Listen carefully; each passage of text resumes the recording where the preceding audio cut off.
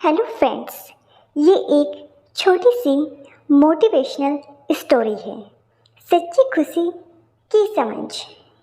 आज की कहानी ऐसे लोगों को ज़रूर एक बार पढ़नी ही चाहिए जिनके मन में हमेशा अशांति बनी रहती है।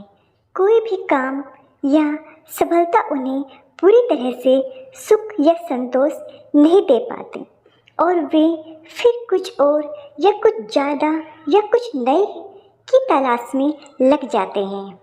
विदेश में काई नाम का एक युवक था जो क्योटो जापान के बाहरी इलाके में एक छोटे से गांव में रहता था। वह एक बेचैन आत्मा था।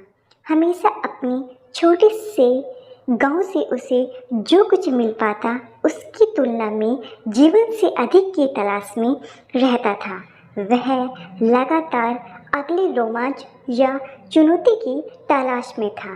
वह जहाँ भी होता था, जिस भी परिस्थिति में होता था, उसे कभी संतुष्ट नहीं हुआ।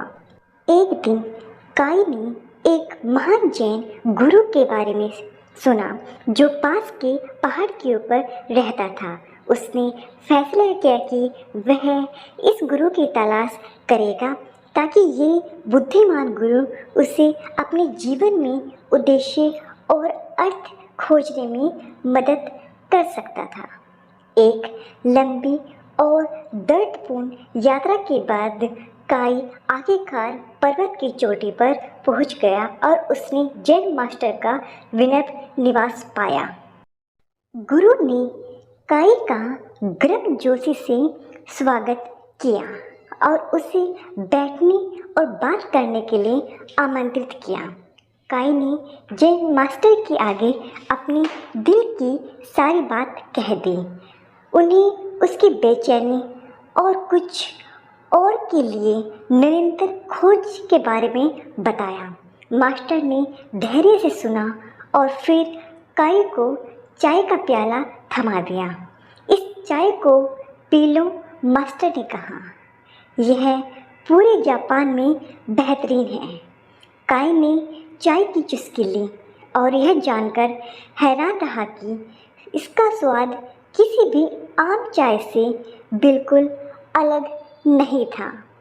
उसने गुरु को यह बताया, लेकिन गुरु बस मुस्कुराए। तुम समझे, मास्टर ने काई से कहा, चाय महत्वपूर्ण नहीं है, महत्वपूर्ण पीने की क्रिया है। यह क्षण में उपस्थित होने और आपके सामने जो सही है उसकी सराहना करने की क्रिया है। काई ने उस पल में महसूस किया कि वह अगले साहसिक कार्य पर ज़्यादा केंद्रित था। अगली चुनौती की चाह में वह वर्तमान क्षण की सुंदरता को जीने से महसूस करने से चूक गया था।